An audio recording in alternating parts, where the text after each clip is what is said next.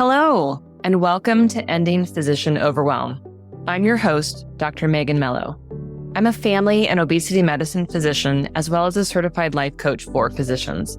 In this podcast, we talk about how the learned habits of people-pleasing, perfectionism, and a lack of boundaries show up in our lives and how they contribute to burnout, exhaustion, and overwhelm.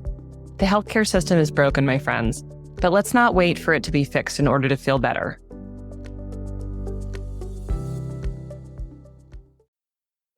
Well, hello, my friends, and welcome to Ending Physician Overwhelm.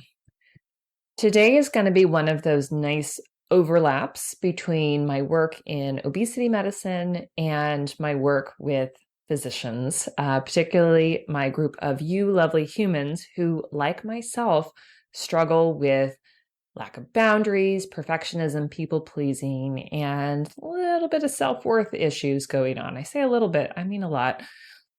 Move with me. It just, doesn't feel great to point that out, that many of us struggle with our sense of self-worth. So let's get into it today. I was talking about this recently on another physician's podcast, Dr. Rashmi Schramm, her wonderful podcast, Inner Peace and Power. And we were talking about this overlap between the idea of the bliss point and our experience as physicians, particularly as employed physicians, and kind of the struggle for self-worth. And so I'm going to share a story with you, and we'll dive a little deeper into it. I am going to put the link to that episode of her podcast in the show notes. So I encourage you to go listen to that because, of course, we had a wonderful conversation. She's a delightful human being. She's an amazing coach and meditation teacher and does all sorts of crazy, awesome things. So definitely go check out her podcast as well. But I'm going to share my story knowing that this is something that resonates with those of you who I know are listening. Of course, there are many of you that I don't know who are listening, but because I get to hear from so many of you that have worked with me or interacted with me in some way and let me know kind of what the podcast means to you, I know that this story will hit home.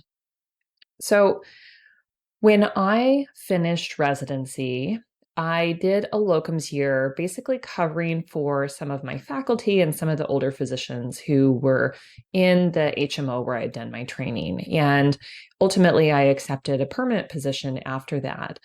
And I had lovely people around me who were very smart, many of them who had spent, their entire career at that same setting, had lots of amazing skills. We had some faculty members who were HIV specialists, some who were women's health specialists, many who were doing full spectrum family practice, particularly in the faculty where they were doing inpatient medicine, they were doing obstetrics, right? Lots of procedures, right? Really the full breadth of what family medicine could offer, which is fairly limited in a city setting. I know that for those of you who might be in rural settings, much of family medicine ends up being that full spectrum practice, but in a city, generally you have to be part of a faculty to do that. And I saw these amazing physicians and I wanted to be like them. So I kept adding skills to my own, toolbox, if you will.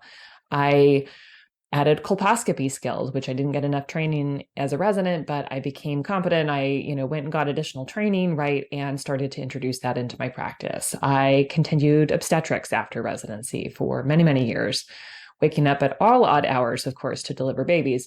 I provided as much full spectrum care as I could. And of course, that intersected with having a family of my own and, raising tiny humans and breastfeeding them and all that challenge, right? But I really was trying to always up-level my skills and what I could offer to my patients. And I look back at that time and I remember I would add in something else, some new skill, some new service basically that I could offer my patients. And what that meant was that I was often getting referrals from other doctors, right? I would be adding procedures for their patients that those physicians didn't do, or I would be managing their pregnant patients and doing their deliveries. And part of me always was waiting for some kind of compensation, not monetary compensation, right? But some kind of recognition okay, you are an amazing physician. You're doing all of these services. We're going to peel back your panel a little bit. We're going to give you more time. We're going to give you more support, some kind of recognition that I was doing an amazing job, right? That my skill sets, right, were up leveled. And I don't know, this sounds really weird to talk about out loud. And of course, there's ego crap in here, right? But I was expecting some kind of recognition, validation that I was doing a great job. And I don't think I'm surprising anybody when I say I did not feel like I was receiving that recognition. I was working really hard. My patients were generally really happy, except when they were complaining to me that they couldn't come in to see me because my schedule was all booked up with, prenatal care and colposcopy and some of these procedures that I was doing, right? Or I got called out to a delivery, right? And their appointments got canceled. Patients, of course, hate that. But it seemed like the more and more I added, the harder and harder I was working. And apart from my patients being happy, mostly, I wasn't receiving any real recognition. And I kept being hungry for it.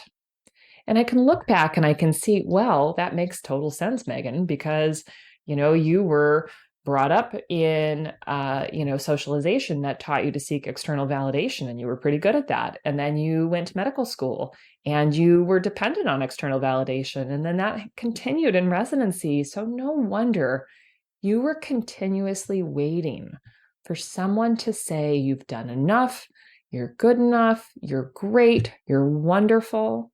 I was waiting for that and kind of expecting that would mean that I got to dial it down somehow, right? That I got the ability to do less, to not necessarily be paid more, right? But just to feel validated, right? That I was doing a good job. And it never really felt that way. There were always more demands. There was always feedback that, well, your patients are kind of frustrated that they can't get in to see you, as though that was my fault, right?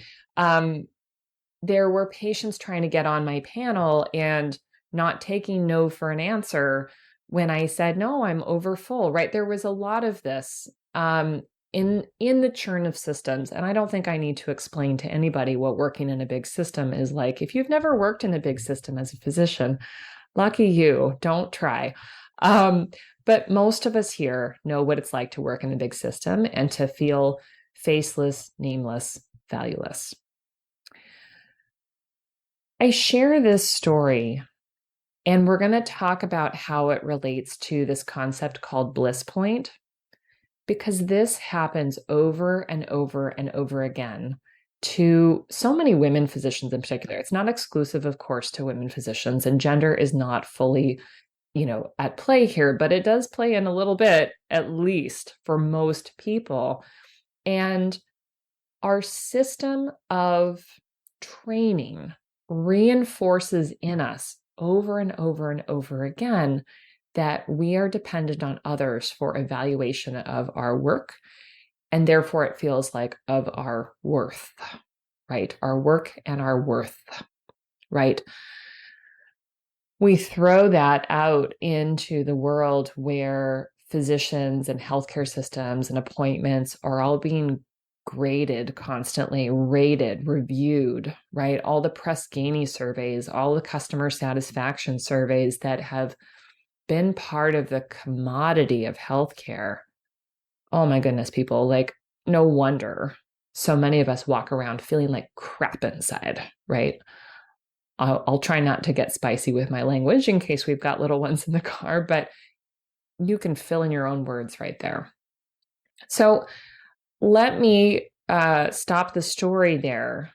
And I'll just share that my journey towards feeling more self-worth has required a lot of inner work because, of course, feeling validated doesn't come from outside. It has to come from inside. Not to say that I can't receive other people's gratitude. I can't receive other people's praise. Of course, I can receive those. But I have to decide that I feel worthy inside for me to feel worthy as an emotion, right? To feel validated as an emotion. Okay, I won't get caught up on that. So let me talk about Bliss Point.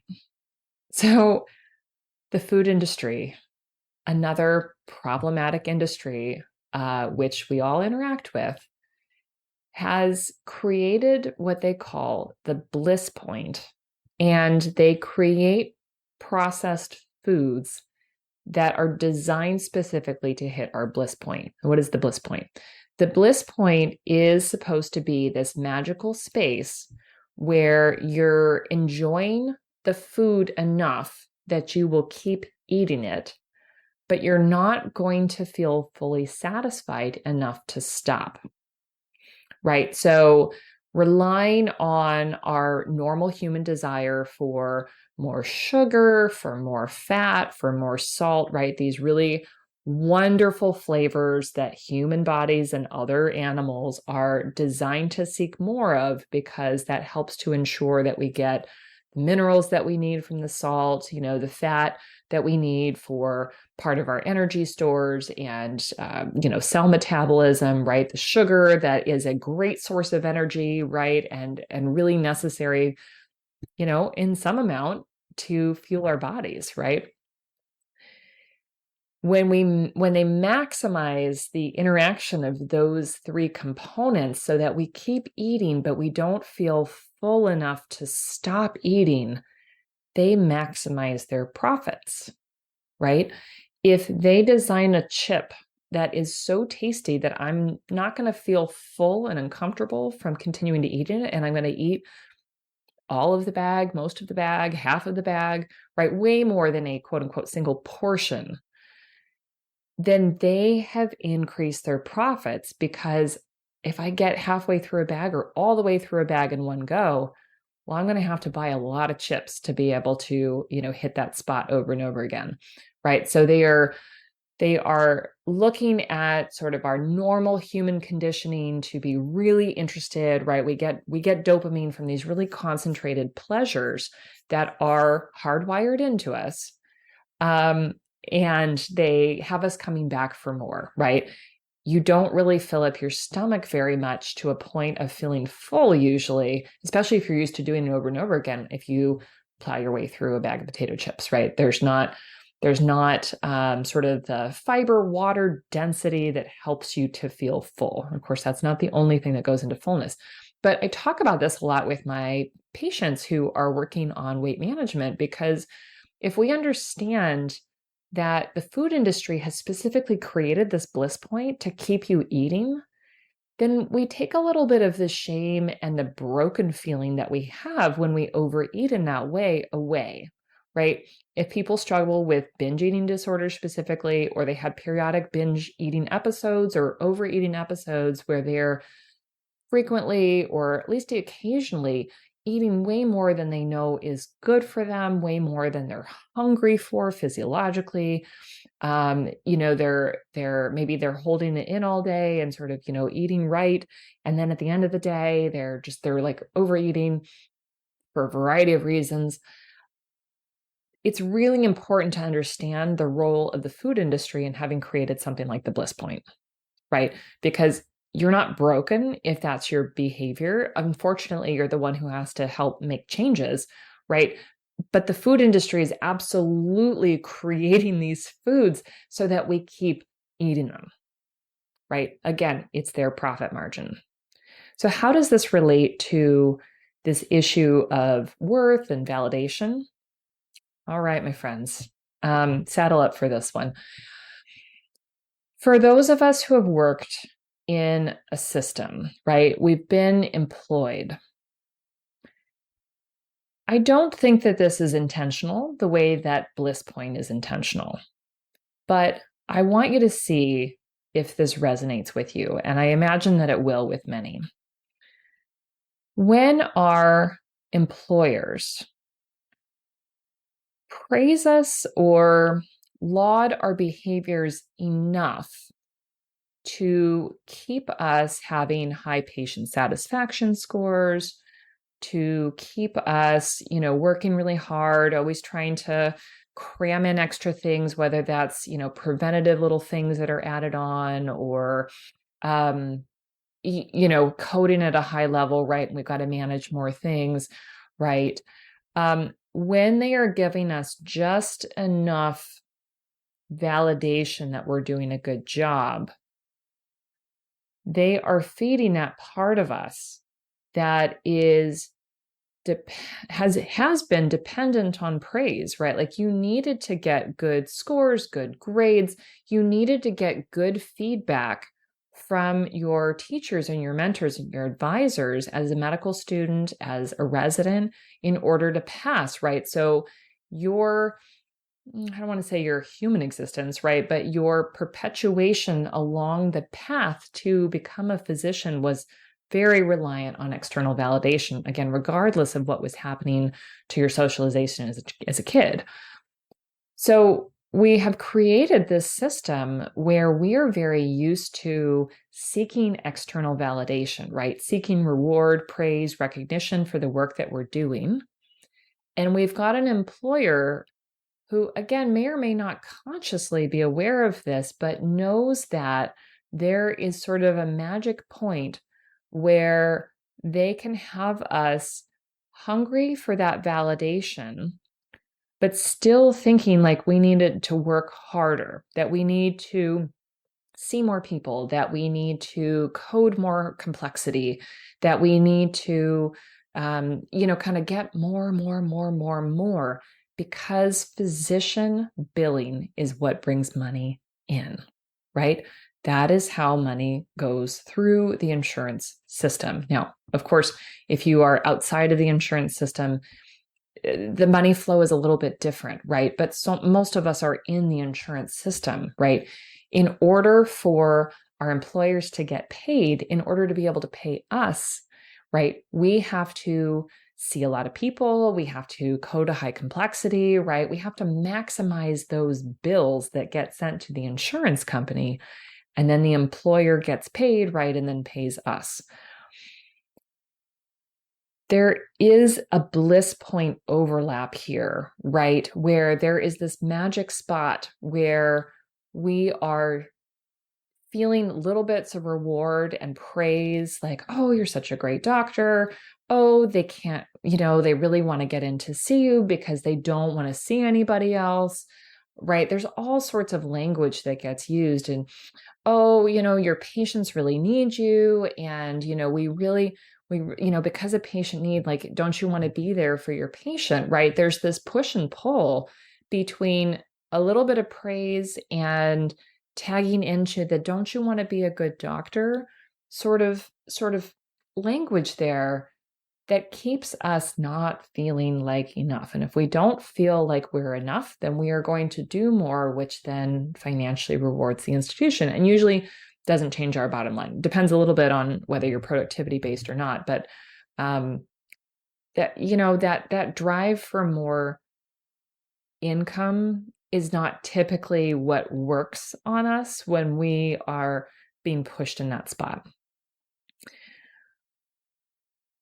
I think that explains, sort of this parallel between Bliss Point and this worth validation concept that keeps physicians working so hard, right? They can push that button of, oh, your patients need you. You're such a great doctor. You're so popular. We're really short-staffed. Oh, could you just, oh, the patient really needs. And I don't want to suggest, right, that that there isn't a real need, because there is a real need. There is a shortage. That shortage is not your fault, my friends. It is not your fault. And there's not always an easy answer there. And so much of that responsibility is not on you. It's not on you. Now it gets pushed onto you, but that's a different podcast.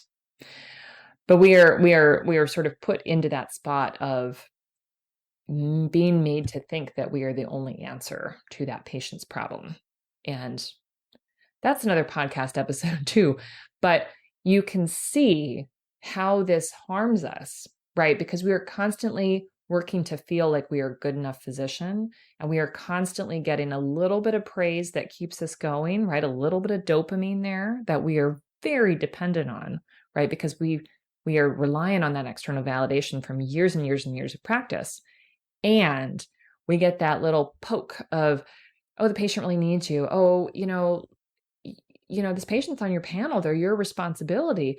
They really need this camp form filled out urgently, even though they signed up for camp 4 months ago. Where is this form? But again, different issue. You can tell that's something that sticks in my craw.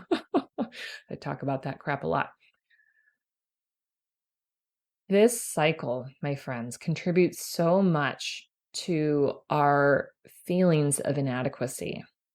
And I want you to see that there's external manipulation going on. Again, it may not be intentional in medicine the way that it is in the food industry, right? Where scientists are creating these highly craveable, highly desirable foods, knowing that they're harming us. I'd like to think that that's not quite happening in medicine, but man, does it feel like it. And I don't know what happens in closed doors. And I'm going to be honest, I don't want to be behind those closed doors. I want to be here talking to you, helping you to see this side of it so that you can say, holy crap, what is going on here? I can no longer allow my self-worth to be dictated by whether or not I feel like my employer thinks I'm doing a good job. I will no longer hold that up as the metric of whether I'm doing enough, whether I'm offering enough. I will no longer do that, because if I'm waiting for them to tell me I've done a good enough job, if I'm waiting for them to reward me in some way, to say, you're so amazing, we know you've been working so hard, here's a free 2-week vacation, and we'll take great care of your patients until you get back. None of that is going to happen. And even if it did, right? Let's say your employer said, you know what, you get to take a month off. You've been doing such a great job. Pandemic's been really hard. You've had, just a great attitude. You've been a great team player. Here is a month off. How would you be feeling when you came back if you didn't change your thinking? You'd still be in the same place, because it isn't actually the rest and time off that you need. It's that you are looking for worth and validation in the wrong place, because you have again been conditioned to look for it outside of yourself. We need to bring that that worth, that feeling of I'm worthy, I'm good enough. Stuart Smalley, Smiley. I'm good enough, I'm smart enough, and doggone it, people like me, right? We need to bring that into ourselves right now, not dependent on another certification, not dependent on Press Ganey scores or HEDIS metrics or any of that crap, right? We need to bring that into ourselves now and start to believe I am good enough as I am. I am hardworking, creative, smart, clever, caring, right? Whatever other adjectives you want to throw in there. My self-worth is not determined by what I do. It's not determined by my role as a physician. It's not determined by how many patients I see. It's not determined by how many sacrifices I make, by how many boundaries I refuse to put up, right? It's not dependent on how much of a doormat I am or how I make everyone around me happy. That does not dictate my worth. If we can start to really practice skills of self-compassion, of inner worthiness, right, of believing that we should be able to take real rest and real breaks despite all the burden on us, right, that's necessary for us as humans, and it's completely appropriate, and it shouldn't depend on us having to finish an undoable amount of tasks. The worthiness feeling needs to come from inside, which means we need to change the thinking in our brain in order to help support our own sense of self-worth, right? We're going to throw the Bliss Point away. We're going to see it for what it is, as a businessy, marketing, profit-generating tool that unfortunately is built into some of these major, major financial systems, right? The food industry, right? Billions of dollars. The healthcare industry, billions of dollars. That's not my bag. I don't want to solve that problem, but I do want to see how those industries are influencing my experience of my day, my week, my world. I will no longer couple my self-worth with them. And I want you to join me and start to see, where is this impacting you? How often are you waiting to feel like you've done a good enough job, waiting to hear something from someone else, from your employer, from your colleagues, from your patients, right? Waiting for this external validation, waiting for your family to say, gee, mom, you've done enough today. Why don't you take a break? Why don't you go on vacation and we'll take care of all the things? That's just not going to happen. Sounds lovely. Not going to happen. We need to feel worthy. We need to feel validated. We need to decide that we are deserving of rest and self-care and fun and play and love and relationships, communication, right? All of those things. Join me in changing the way that you think, and therefore the way that you feel, and the way that you experience this world of practicing in medicine and whatever it is else that you have on your plate. Ditch the Bliss Point. Embrace your own worthiness. Validate yourself, not because you've done enough to merit some award, but just because you are worthy right now as you are, just by virtue of being a human. You've got wonderful skills and capacities and special gifts to share. And when you are continuing to give away your sense of worth, you will not be able to fully realize those things that are wonderful about yourself. Let's let it go. My friends, until next week, please, please, please listen to this episode a few times, right? Really let it sort of sink into your bones. Check out my friend Rashmi Schramm's podcast, where we talked about this same issue from kind of a different angle. And I share a little bit, I don't know, probably a slightly different version of my story. Keep this idea in the front of your mind until it really starts to land. You are worthy, and your worth is not determined by how many patients you see, how many sacrifices you make, how many boundaries you lack. All right, I'm having a hard time wrapping this up, but until next week, take care.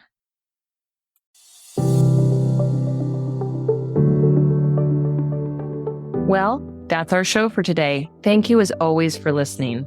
To learn more about my coaching programs, head to www.healthierforgood.com. And if you love this podcast, please drop us a review on iTunes or support the show by clicking the link in the show notes. Until next time, take care.